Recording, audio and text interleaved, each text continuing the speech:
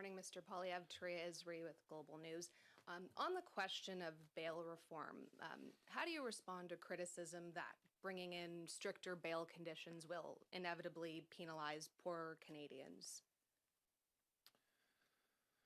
Well, first of all, I think that we should target tougher bail conditions at the most violent repeat offenders. Bail is meant to be for people who are of a very low risk of reoffending. And it should be there for that purpose. Someone has been charged and not convicted of a minor offense, they don't have a long track record of recidivism, then they should have the chance to apply for and in some cases receive bail. But for cases where you have someone with a dozen previous convictions of violence who's then arrested again, it's reasonable to assume that they will reoffend if they're released quickly.